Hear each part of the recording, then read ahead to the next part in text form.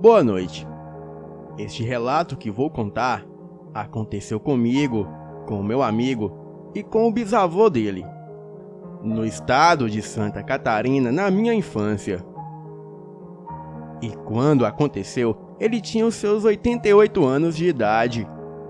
Ele era o velho da roça, porém era muito lúcido, trabalhador. E eu tinha os meus 14 anos e o meu amigo 15. O nome do bisavô do meu amigo era seu Inácio e o meu amigo se chamava Mateus. Nós morávamos em uma fazenda que os meus pais e os pais do Mateus trabalhavam. E isso ocorreu lá para os anos 80. A fazenda era grande e tinha como dono o seu Aldemar, um velho rico que possuía várias cabeças de gado, porcos, ovelhas, galinhas e vários outros animais da fazenda. Eu e o Mateus trabalhávamos com o bisavô dele, o seu Inácio. E nós trabalhávamos num roçado para arrumar um cercado para pôr as mandiocas e verduras. E quando o seu Inácio viu uma pegada meio que parecida com a pata de um cachorro, que porém era muito grande, percebemos que a pegada estava muito nítida, porque na noite passada caiu uma forte chuva. Ficamos nos perguntando o que poderia ser aquilo. E avistamos aquela pegada foi bem cedo, lá para as 6 horas da manhã. Então descemos para o galinheiro e quando chegamos lá, parecia que havia passado um furacão. Haviam várias galinhas mortas, destroçadas, e o local estava todo destruído. Ficamos impressionados com aquilo. E então, logo falamos para o seu Aldemar.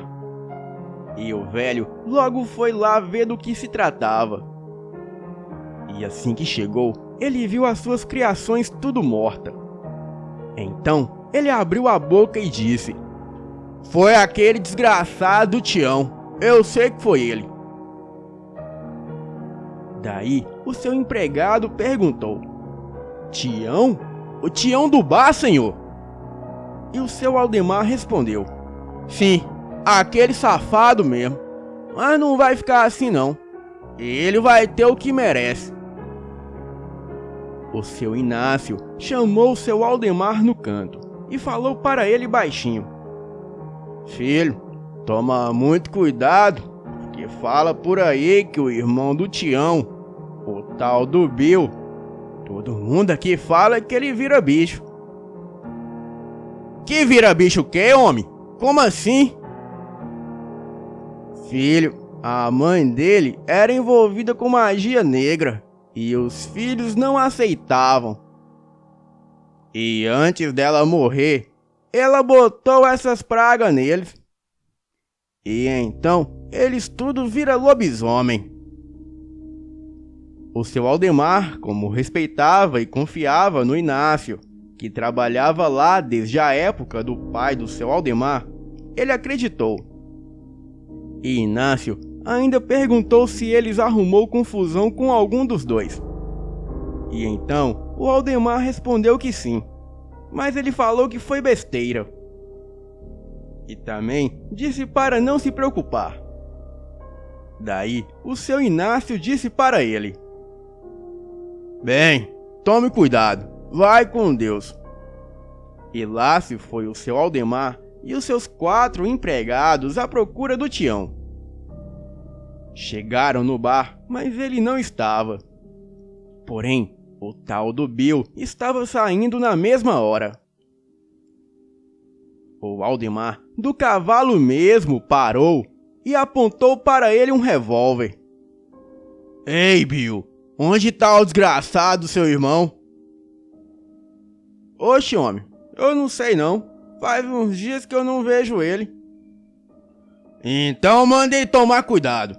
Se ele invadir as minhas terras novamente, lá mesmo ele é enterrado." O Bill balançou o chapéu e saiu andando.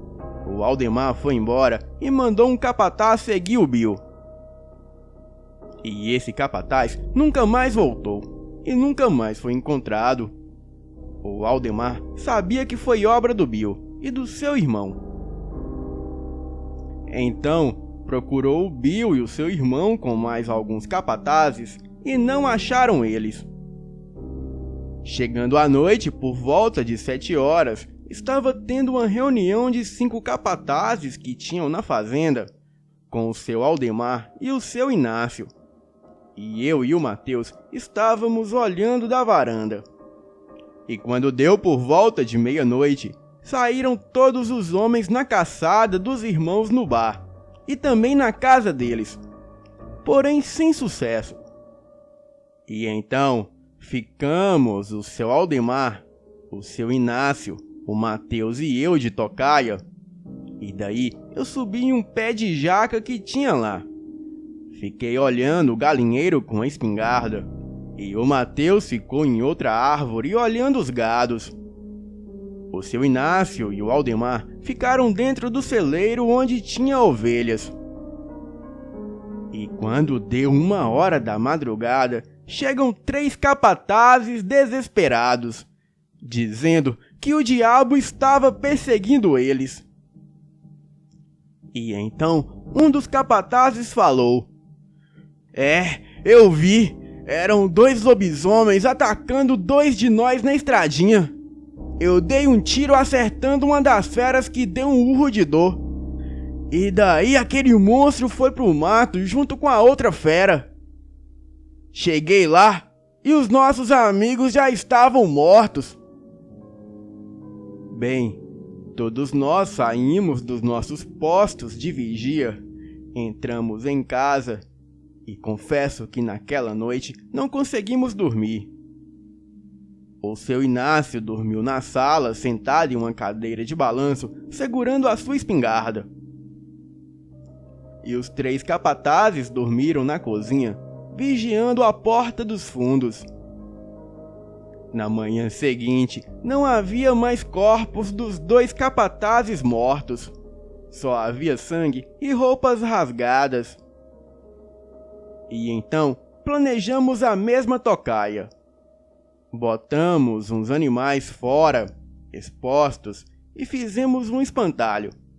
E o cobrimos com sangue de galinha. E chegando à noite, por volta de 8 horas, fomos para a tocaia.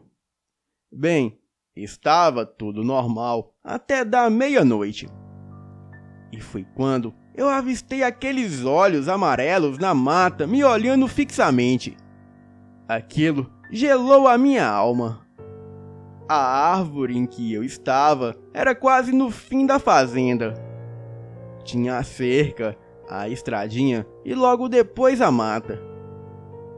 E ali da árvore eu vi aquela besta. Porém, eu não atirei. Do meu campo de visão também dava para ver o Mateus e o seu Aldemar. E quando deu 3:30 da madrugada, eu vi uma silhueta negra na estradinha. Fiquei atento, peguei a lanterna, mas não liguei. E ali no silêncio só se ouvia galhos se quebrando e os grilos cantando.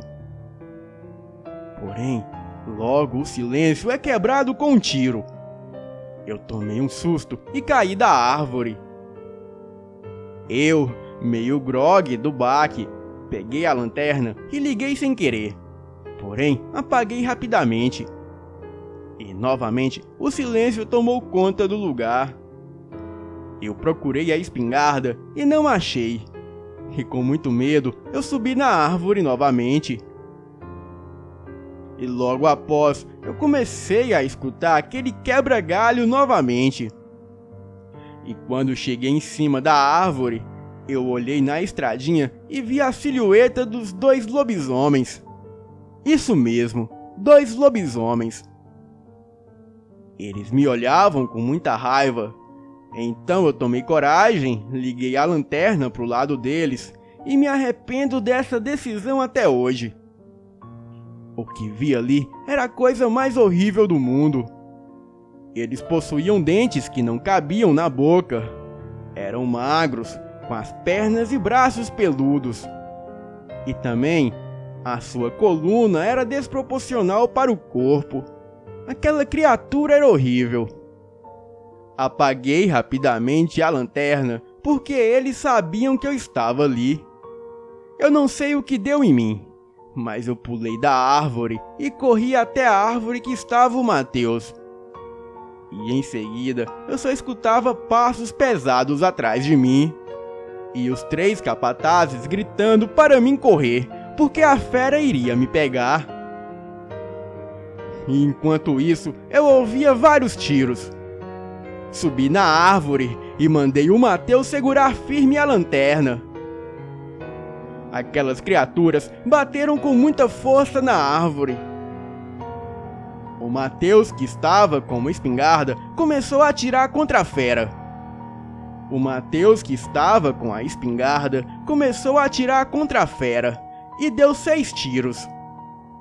E desses tiros, um pegou em cheio em um dos lobisomens.